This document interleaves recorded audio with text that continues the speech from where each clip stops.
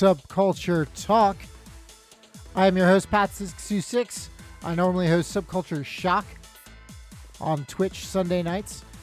And one of the bands that I'm happy to play on a regular basis, both there and on the Afterparty, is the Mystic Underground.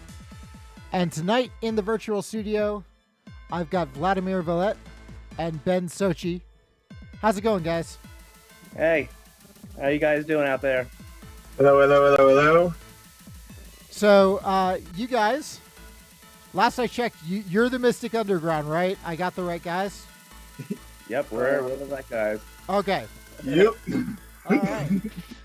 Well, first of all, thank you very much for coming on the show. Thank you for having us. So, how I normally like to start things off is what I call the supervillain origin story. So, if you guys could tell me kind of how you got involved, both just in music in general and this kind of music especially, and how the band came to be. I don't know if you want to fight to the death to see who comes first, but... Oof. Glad this one? All right, me. All right. As far as how the band started, sorry, Ben. We're not gonna keep your wife's name out of anyone's mouth because inside joke. We started because through a mutual friend who is now Ben's wife. Does she get kickbacks or royalties from the albums? Probably should. Yeah, she'll buy a few handbags with that. Yeah, right. We met in a school library, school that we were both attending at the time, and I don't even remember exactly how the subject was brought up. I think I had mentioned that I was really looking to join a band, and prior efforts just didn't work out. And then she said, "Oh, well, my friend Ben makes music with computers and keyboards," and literally, basically like a light bulb went up over my head. I said, "Oh, really? That's cool," because I was kind of looking to do something like that. And then she said, "Oh, okay, well, I'll tell him, and then, I'll have you guys meet." And I think, what was it, been like a week later, you came to the library and we met. We were just like, "Hey, so."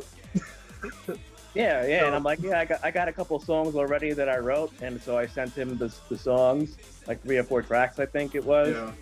And I think even a couple days later, after that, I went over your house and you already had lyrics to it. Yeah, and then I think the next day I went to his house, and then we just started working on stuff. And our first song was Porcelain Glass. Yes. Which was like a freestyle type song. And that was the first song that we had ever written. And then I had a song called It Might Sound So Trite, which, let me tell you, the song itself was probably the most banal thing you've ever heard in your life. But it had a catchy chorus, so we went with it. And but I'd say within our first month, we had a good amount of songs ready to go, or so we thought. And we started playing open mics in a town where in this place called Cappuccino Heaven, which is a coffee house, where they had like an open mic night every Wednesday night, and a lot of people would come around just to hang out. And as you can imagine, we were the only performers who would go up on a very, very, very small stage with, keyboards. And I was nervous because, understand, I had nowhere to move. So I'm literally clutching my mic stand as if it was like the only thing that was going to give me life. And it was quite nerve-wracking, but we made it through, and we did it for a couple of weeks, and then over the course of, I'd say, a couple months, we gained confidence and then just started playing real shows. And it just kind of went from there, huh? Yeah, pretty much. Yeah, we were the only, band that was doing electronic music in the open mic night. Everybody else was, acoustic guitar and singing, or some form of that. And we were, the only band in an open mic night in a coffee house going up there with keyboards. With beats Yep. that obviously the amp was not prepared for. So we would come out sounding like everyone's like, what is going on? Nobody knows. No. So I guess that's a good, since we got the formation of the band, it's a good way to bring Ben in. Ben, what got you making music on your computer? Well, it's a very simple story. I was visiting, I want to say like one of the department stores, Macy's or something like that, and they had a whole bunch of keyboards on display, and I just remember going up to a keyboard and just pressing play on preset drum beats and being like amazed that this whole drum machine sound comes out of a keyboard, and this keyboard makes all these different sounds. And I remember asking my parents to get me one for Christmas, so I got one for Christmas when I was 13 years old, and the rest is history. I had a computer, I hooked it up to the computer, I downloaded a MIDI program, I started writing songs that way, and I pretty much learned really quickly how to write tracks through MIDI, and the rest is history. So were you inspired by a lot of like synthesizer, keyboard, and computer music beforehand, or was it just, hey, there's a keyboard, I want to learn how to play it? It was more like there's a keyboard, I really want to learn how to play it, and then once I learned how to play it, then whenever I would hear some sort of song playing on the radio, then I'll be like, oh, I want to learn that one. I was in the 90s, I was very into, all the dance scene, Euro dance music and stuff like that. So I just loved, kind of emulating that and freestyle and stuff like that way back in the 90s. And then, after I met Vlad, that's when Vlad started introducing me to, Erasure and Depeche Mode and Division and all those bands. And I kind of grew our sound based off of that. So It's all my fault. So Vlad, you talked about how the band came to be and how you came to be in the band. So it sounds like your interest in this kind of music started first. Yeah.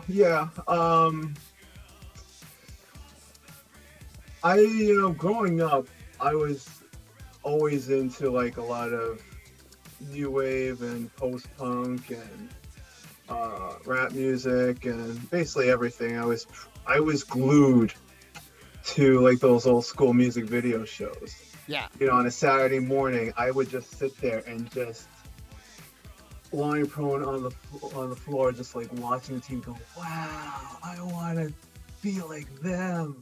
So my introduction to music basically started with like the Smiths, The Cure, Bowie, Prince, Michael Jackson, Wham,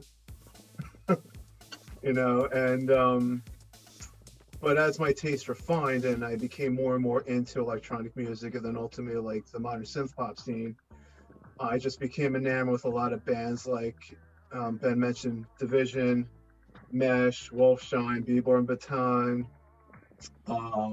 bands like them.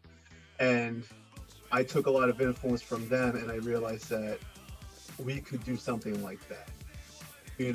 Music that had substance, but also was something that you could also go out and dance to. Music for the heart, mind, and the feet. And I've always thought that would be our ethos going forward. And that's what we wanted to bring forward because we thought for the most part there was a bit of that lacking. All three phases. So, yeah. And so it sounded like, Ben, you had music to begin with. And so was Vlad writing lyrics to that, or was this like a collaborative process? Yeah, usually the whole process has pretty much been the same, where I create the track first, and then I'll send him the track. He'll put lyrics to it, and then, then he'll, when he's ready to put vocals, we'll record the vocals on it. Then I'll go ahead and get it mixed. You know what I mean? And that's pretty much been the process. I think maybe once or twice we did it reverse, where Vlad wrote the lyrics first, and then I wrote the music behind it. Yeah. And literally, like, you can count it on 2 fingers, 2 or 3 fingers. 2 or 3 songs were like that. But the rest is where I created the music first, and then I sent it to him. Now, does the music ever change at all once Vlad writes a hook to it? Oh yeah, definitely. Because sometimes it's really hard to picture what the song is going to be like after Vlad writes lyrics to it. And sometimes, Vlad will be like, you know what, I need you to extend the end of the chorus 2 more measures, because I need to, finish a couple of lyrics, you know what I mean? So you'll let me know that. Give me more space, man. Yeah. Exactly. And, once he puts lyrics to it, sometimes there's some instruments in the track that might get in the way of his vocals, so I might have to change some stuff and move some stuff around to make it fit. But yeah, it definitely changes. Now, Vlad, do you come to the board with a bunch of lyrics already ready, or do you wait until you've heard the music that Ben makes before you decide, I'm going to write a song about this? Ooh, good question. I try to make them all good questions. Yeah, that is true. It's weird because, I think with most songwriters, you'll find that they'll have, the proverbial scrapbook full of lyrics and everything that's just waiting for the right song to, match. I use my Google Keep app where I'll just write lines or whatever that I keep in mind for storage that might work for something. But by and large, I more often than not will wait for Ben to send me something, and then I'll let it marinate in my head for a week or so, and then I just let a line or a chorus just come to me and then work around that. But the one thing with me is I suffer from heavy bouts of writer's block. Oof. Where I'll come up with a chorus and I will be stuck on, or I'll have the first verse, and then I don't know where I'm going with the second verse because I don't like repeating myself at all. So, and where that gets you into trouble is it's all right, I want to say something very profound and it has to mean something, man. And so I'm in my own head thinking, all right, every line has to be perfect, no throwaway line. So I will sit on a song for 2 months. Right now, there's a song that'll probably be on our new record. I literally, Ben, I have one line left. one line, and the song's done. But I can't figure out what I want to do with it because I don't want to repeat myself, and it has to connect to the other lines that preceded it and come after. So it's maddening, to be honest with you, because it's just it's one line. I could just write anything, and is anyone going to care? Probably not, but I care. So, you know what I mean? So, but to answer your question, it can be either one. But given the way we write these days, I generally just wait for Ben, and then I just let inspiration take hold whenever it does. Tomorrow, next week, next year. So, Ben, we heard about Vlad's excruciating writing process. On the music end of it, is it kind of the same way where you get one bit going and the rest of it takes a long time to form, or does it all just kind of flow out of you at once? It depends on the track, because if a track has a really good groove to it and a really good hook, then usually everything comes to me really quickly. Okay. But sometimes I'll write, a chorus or a loop or a verse, and at first it sounds like it's good, but then when I keep on, looping it and just listening to it over and over and trying to think of what to write next, sometimes I'm like, oh, you know what? I've been looping this thing for 15 minutes. I'm sick of it already. I'm shutting it off, and then it might sit on my computer for the next few weeks, months, or even years before I go back to it. I probably have 50, 60 unfinished tracks sitting on my computer. You know, and one day, you know, I'll get back to it. But you know, All right. So new challenge. Take some of those 50 tracks and take all of the little like notes that Vlad has left himself, like of the little unfinished bits, and then just do like an album of songs of those and just call it Unfinished, and you're done. Oh, that would be interesting. That would be almost like a Kendrick Lamar thing where he just put out a bunch of unfinished songs. That works. Unfinished worse than B-side songs. Yeah. Yeah. So Not a bad plan.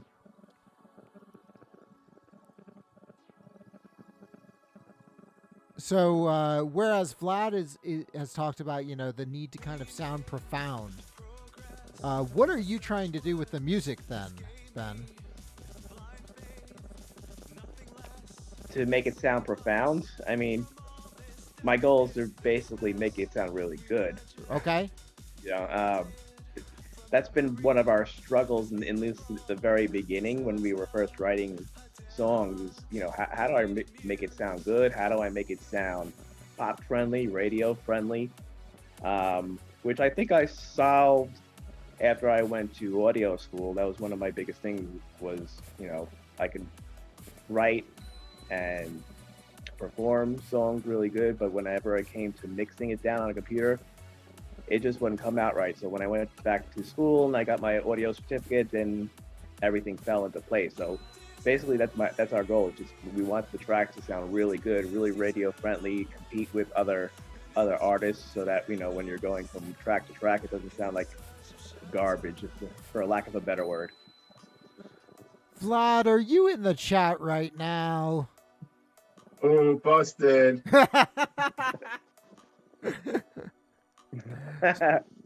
Caught him. My So, alter ego. so, Vlad, you talked about trying to sound profound. What would you say? Where do you draw your influence for lyrics? Like, are you pulling things from your life, from current events?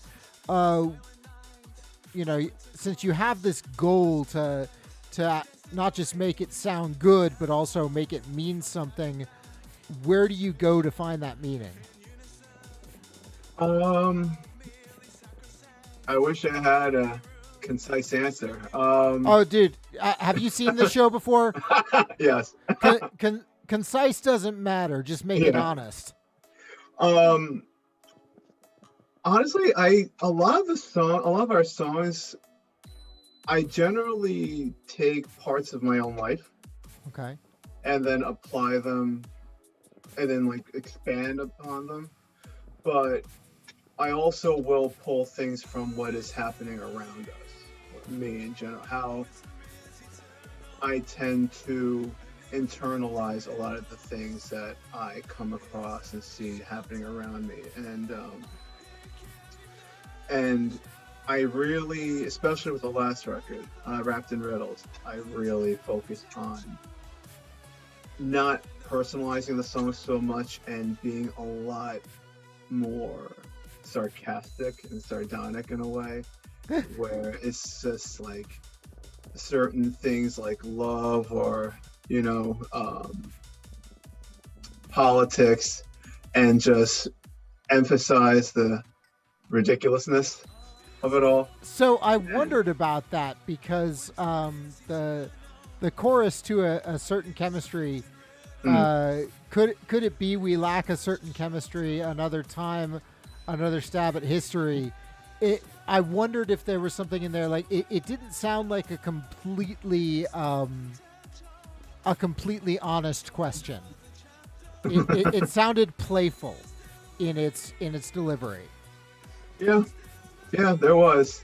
Funny enough, the inspiration behind a certain chemistry was actually the feeling that a relationship was coming to an end, and I wasn't sure whose fault it was, or if there was any fault. Maybe it just boiled down to a lack of chemistry.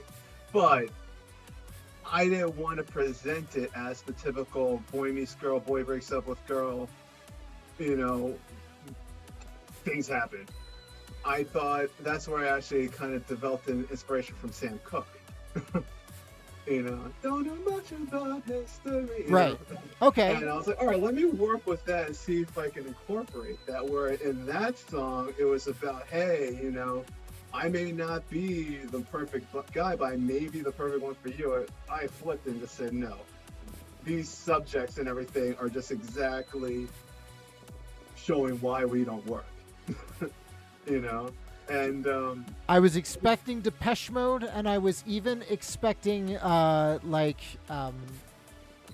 Smiths as influences here. I was not ready for a Sam Cooke reference. I was not. I'm just a walking book of surprises, Pat. But funny enough, you mentioned the Smiths, like I mentioned before. Yeah, they're probably Morrissey's probably my primary songwriting influence. Like I mean, he made me read Oscar Wilde, Sheila Delaney. As long as he's not your like personal life influence, I think we're okay. Yeah, well, he needs to have a seat for a bit. But, yeah. You're in the timeout zone. Yeah. Funny enough, we're both Gemini, so I can understand it, but yeah. Yeah, but your ability to understand it just means you know he's being a prick. Yeah. Pretty much. So Ben, we talked a little bit about how sometimes Vlad will ask you to like, you know, extend something or pull things back. Have you ever done any like critiquing of Vlad's vocals or his lyrics? I mean, so carefully. I mean, I leave a lot of the vocals up to him. I will make some suggestions sometimes on we need to do double tracks or some more ad libs or some more background vocals. You know, I'm a huge fan of ad libs. I think ad libs just add a lot to songs. That's really interesting considering like you're mostly making like the steady beats. Like dance music there's a lot of repetition going on. So vocally you prefer ad-libbing. Well, ad libs on top of, you know, the chorus and or verses, you know what I mean? In pop music, especially toward the end and last choruses, there's a lot of ad libs that a lot of artists do to add, you know, kind of to make that change at the end of the song. And I love that. I love when there's ad libs at the end of songs. It just brings that little extra oomph, you know, to the chorus. We're getting Vlad, you know, Vlad is the main lyricist, and you know, I don't ask him to change any vocals or any wording. You know, he's the expert on that. You know. Aww. All right, Vlad. How much did you offer him before the interview to say that? $2 million, $10 million. Yeah. 1 million. Well, you know what? I am enjoying though. Like, it seems like the both of you, just from this interview, I can tell that you have an overall friendly camaraderie and respect for each other that is necessary for a good working relationship in a band.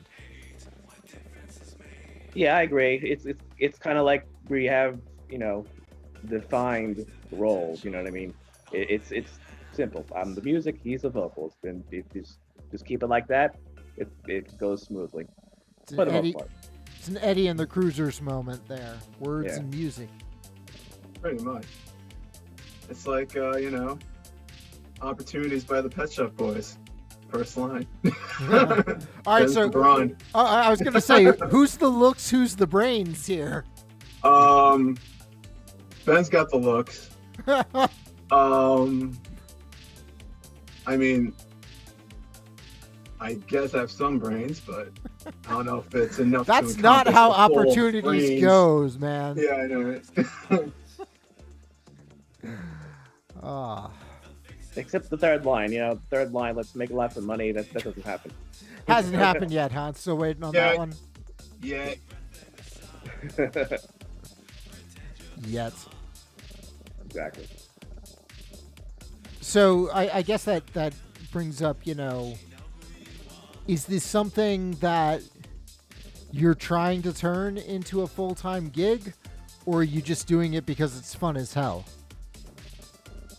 Oh, definitely a full-time gig. I'm of the mind that you don't do this unless you actually love it and you actually do want to have something tangible come out of it. Otherwise you're just wasting your time. Okay. The whole point of art is to express yourself and to let the world hear it. And obviously what you get back, whether it be, I don't even mean from a financial aspect. Obviously, we all need money to a certain extent, but it's nice to have people recognize what you do, and it's nice to have other artists recognize you as someone who's actually, I guess, relatively successful in terms of communicating their wares to different groups of people. So, but yeah, I definitely see this as something that we'd want to have as a full-time gig. We don't want to work jobs forever. Yeah, me neither. But even though we do work full-time jobs, it's still, it's still fun to make music. You know what I mean? Even if it ends up being the end game, it's still fun to create. It's still fun to hear people who love the music, who comment on the music, who want more from us, and who come to our shows. It's still fun to see that, and it's fun to see the progression. Your most recent album, Wrapped in Riddles, did just get a little bit of love in chat too. Aww. Lots of purple hearts in there. Oh, thank you. Aww. And you all are currently working. It sounds like you've got a couple songs about ready to roll, and the rest of the album is slowly coming along. Yeah, in varying degrees, but yeah, the plan is to have a single out soon, hopefully sometime in the spring. Fingers crossed. Hey, spring just started. You have 3 months. It's cool. Well, 2 months. 3 months. All right. We'll go for sometime in late quarter two. Just get those TPS reports ready. It may be ready. It may be ready. The single to be released. Let's say by the end of the spring, depending on me. Yeah. I'm holding up one part. Well, okay, so you're holding up one part with it sounds like you do the majority of the mixing, and then Vlad's holding one song hostage for a line. Yeah. Well, all right. I'm just saying. No, honestly, I would rather you guys take your time with it and be perfectly happy with it than rush it and. Yeah. That never happens though. We're never perfectly happy with a song. It always can be different. It can always be better. Oh yeah, never. So you told me a bit about how when you first started, you were doing your claustrophobic open mic nights. Are you obviously the pandemic kind of put a damper on all of it, but is live performing still a thing that you guys have done and are interested in doing again as things start to open up again? Oh yeah, we have a gig coming up on May 21st. Yeah. Yep. Okay. Upstate New York, at a town called Nyack, a venue called Prohibition River. We played it one. Actually, funny enough, our last show was there, and that was our first show in 2 years because of the pandemic. So Yeah, exactly. Yeah. Slowly but surely, we're getting back into a live performance thing. We love performing live. What changes? Does anything change about the music live? That's kind of an advantage of programmed music like this, is because you can have a lot of programmed backtracks. You can get pretty close to the recorded aspect of it. But do you guys try to change anything up specifically for the live shows? Yes. And you're the technical guy. I mean, for me, the challenge in the beginning was just carrying so much equipment to the stage. Oh, So I've actually simplified my setup.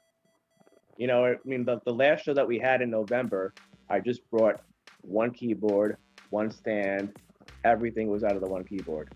Where in the past, I would have two keyboards, a mixer, an iPod, you know, just all this stuff to play the backing tracks, and it was just too much. okay. And now it's just simplified. It's just, you know what, it's all about the music. So the one thing that we focus on from a live aspect is that trying to play as much, having Ben play as much as he can live, Okay. without without the performance just essentially sounding like karaoke, which I know is always going to be, in general, the number one comment most brain dead rock dinosaur types are always going to say when they see a band go up on stage. You have an opinion about this. Oh, I do. Don't get me started. Oh, too late. I just did. Okay. Well, All right, let's go. Let's go. no, but yeah, we try to go up on stage as if we're like a rock band. We don't go up there attempting to have a presentation where it's just one singer and then a guy behind the keyboard goes do, do, do, do, do, or just going Right. you know. Yeah, we were always critical about that, you know. Yeah, we were critical of that, seeing bands up on stage and just like obviously putting no effort into a performance, and that's something that always sticks in my craw. Where, you know, you have bands who don't even attempt to give the audience a performance. They pay good money to see a performance, and then you just go up there and it's just like. All right, so how does an electronic band that is a guy behind a mic and a guy behind a keyboard, what do you guys do to give a good performance then? Oh, usually by the end of the show, I'm completely out of breath because I do a lot of running around, a lot of jumping around. You know, I'll get into my Dave Gahan bag where I just hold That's what the I was mic just stand over my head. Yeah, I was thinking of Gahan. Yeah, I mean, Vlad has the opportunity to jump around and move around the stage. Obviously, since I'm behind a keyboard, I can't really do that because I got to concentrate on playing. I want to see your hands. I want to, you know, I want to make sure that I'm playing something while I'm up there. So, you know, every song I'm playing some sort of part on the keyboard. You know, we've played with bands. I remember this one time there was a band that played after us that wanted to borrow. No, I'm not gonna name him. Wanted to borrow my keyboard, and so they borrowed my keyboard, and they didn't even turn it on. They were just like pretending to play, and I'm like, what are they doing? Okay, so I have to admit I did that once. When I was just doing backup vocals for a band, and a guy in it didn't want me to just stand there when I didn't have something to sing, so I totally pretended to play the keyboards with it. But I would argue that's at least a performance, if not a musical one.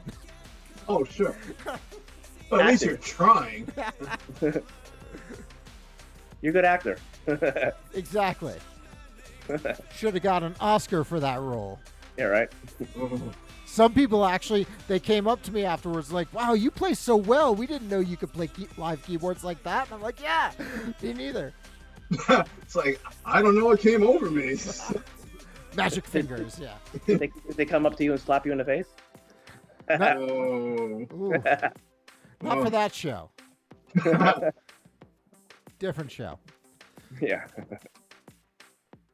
So, you know, how do you guys feel like? So you obviously you go and you see bands as well. So it sounds to me like you're not just making music in this in the scene, in the underground scene. You're also trying to be a part of it. Do you find that being musicians makes your participation in events when other people are playing different, or do you find yourself just like every other fan in the audience?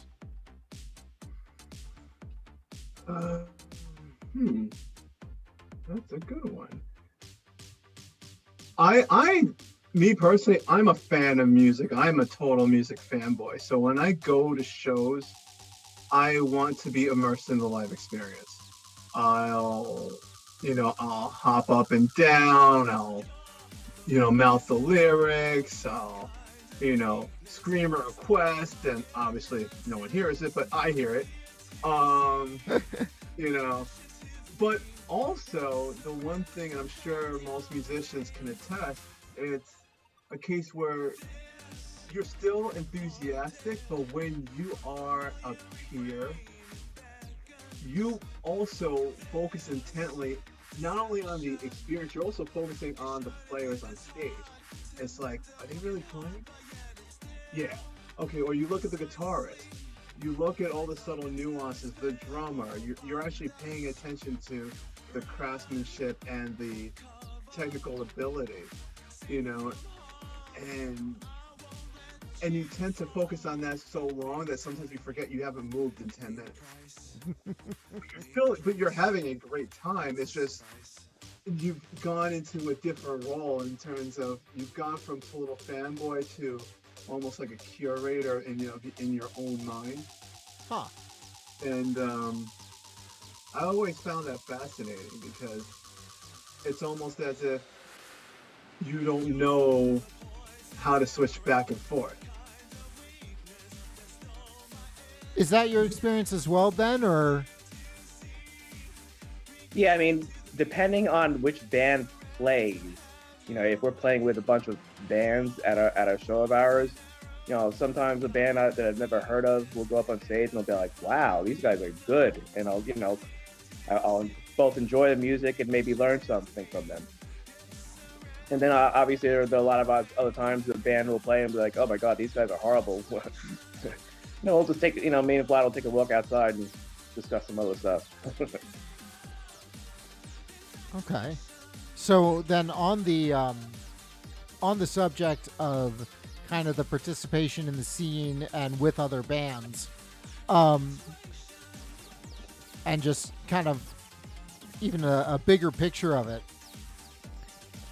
have you guys in a scene, both, the dark underground scene like goth industrial and also the synthpop scene as all very white dominated scenes, has your experience as a band been different with a black vocalist? I would say no, but Vlad may be able to answer that question better than me. It's weird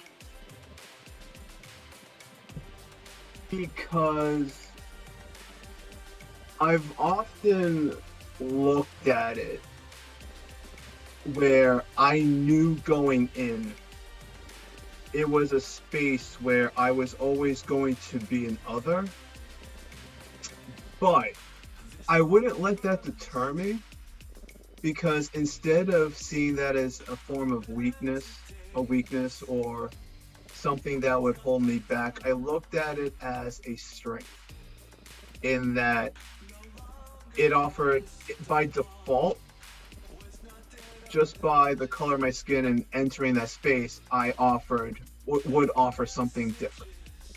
You couldn't ignore me. I was going to be there. So you didn't know exactly what I was there to do. If I'm a fan, am I, an artist, things of that sort. Because generally, there's, you have the stereotypes that, if you're a black person, generally you're generally going to like rap and hip hop, R&B, and you will never enter the space of the goth industrial scene. Now, obviously, there are many black people who enjoy the music, who love the music, live the scene. But for some reason they don't necessarily get the kind of exposure or love that they normally would, because I think both sides don't know what to make of them. So we're almost kind of like on the periphery, but it's like we walk a middle path where we see everybody, we know that we're walking the middle path, and we traverse on both sides, but you generate a certain strength from that, because it feels like you are so liberated, you can do whatever you want. So for someone like me, I grew up listening to, Prince, Michael Jackson. I'm still a big rap fan, so, Wu-Tang Clan, things like Kendrick Lamar, things like that. But my heart growing up was always into post-punk and darkwave. Like, the first album I ever owned was Pornography by The Cure. Ooh. So, yeah. So my life was ruined right from the jump. But so you have depression, is what you're telling me. Pretty much. Yeah. Yeah. But I was the kid who grew up in a town called Far Rockaway here in New York City, which was at that time was very mixed, but predominantly Black and Latino. So I'm the kid who's going to school playing Erasure, Pet Shop Boys, New Order, Suede out of their Walkman, and people looked at me like, "What the hell is he doing? Like, what is that?" And for lack of a better term, they would simply say, "What is that fairy shit you're listening to?" Yeah. And these are, the type of kids that weren't very enlightened. They only saw life and, music in one vein. So, you ignore those people. But for me, I never shirked from that. I looked at it as, well, you're missing out. Yeah. I had music that was for me. It may not have been written by someone who looked like me, but I still felt the pain. I felt the lyrics. It applied to me. And, getting back to Morrissey, he more than anyone he affected me that way. Because, especially the Smiths, the music and the lyrics spoke to me in a way that no other artist outside of David Bowie affected me. So, how that relates to the goth industrial scene today for me, there are times where you feel as if like you're somewhat excluded, but you don't really let that deter you, because getting back to what I said before, you use that as a strength. You use that energy as a strength. You let it resonate through your songwriting. Use that as fuel. And the way I see it, music doesn't have a color. Some regular white kid from, Boise, Idaho, Butte, Montana, hears one of our songs. They might not know what I look like until they, go to YouTube and watch a video. But the music might resonate with them. My lyrics might resonate with them. Now, if they see a video and they say, "Oh, I'm a black guy," how they take that, yeah, they're going to be shocked probably. It's like, whoa, all right. But if they like the music, I don't think it matters. We've already established that connection. So that's all you're looking for. That's all you want. That's what the successful connection is supposed to be about. So for me, that's what I focus on. Because ultimately, for me personally, as long as I write good lyrics that actually mean something, as long as I present myself as someone who is just there to participate and be someone who contributes to the scene in general, I don't think my race should play into it. Now, perhaps that's a utopian ideal on my side, maybe, but you only live once, so that's how I choose to look at it. Wow, that was incredibly heartfelt too. Like, thank you. You're getting a lot of heart emojis in chat right now. So, and it's interesting because I've been doing this interview show for 2 months now, and for every interview in March, all 5 of them, the common theme has been making a connection with the audience. Not done on purpose. It's just come up every time. And that can be like the connection that you're making with someone regardless of their race through your lyrics. That can be Ben, trying to write, like he talks about just making music that's good, music that people can dance to or that people will love to listen to. And it's interesting that seems to be what all of us, we're sitting here writing and listening to songs about being alone and just really wanting to connect with each other through them. Absolutely. I think deep down, none of us want to be alone, but it's the idea of being alone together. And I think that's where the connection is created and made, because I remember, very short story, when I was in high school, there was a girl who I wanted to take to my senior prom, but she ended up going with some other guy. And I remember I was devastated because I didn't ask her first. And all I did was sit in my room listening to My Heart So Blue by Erasure from their debut record, Wonderland. I played it over and over. You can't see it, but I've got a shit-eating grin right now. Please continue. Yeah, that's all I did. I kept playing it over and over. It's like you're punishing yourself, but it's the idea. For me, I felt like Andy Bell at that time knew exactly how I felt. It's just like, you get it. And he doesn't know that. He doesn't know who the hell I am. But in that 3 minutes and 50 seconds, that connection just kept reinforcing itself with every playback. And that's how you create a fanhood. That's how you create fans. Because if you're able to do that, if I write a song that one person will remember for the rest of their life, I don't think there's a better feeling. 2 songs that someone will remember for the rest of their life. Hey, I kid. Wow. I feel like that's a really good place to kind of just then ask the next big question, which is there anything else that you guys wanted to talk about before we wrap things up? We can promote our next show. There we go. So tell me about that show again. You said it's going to be in upstate New York. Yeah, it's in Nyack, May 21st. What's the name of the place again, Vlad? Prohibition River. That's right, in Nyack. May 21st, I think 9-10 p.m. is the start time. Something like that. Yeah, we're playing with... definitely looking forward to it. Yeah, we're playing with Black Rose Burning. Oh, love Black Rose Burning. Yeah. And from that, like I was mentioning before, that will likely springboard us back into the live circuit.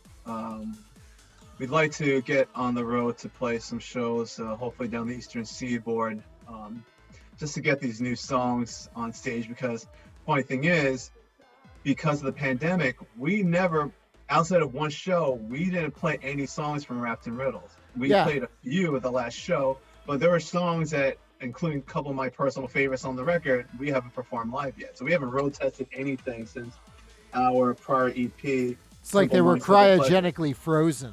Yeah, pretty much. So when we go out, we're going to have hopefully up to 2 records worth of material to perform. So, like I've got the bug. I really want to go out and perform, and it's gnawing at me personally.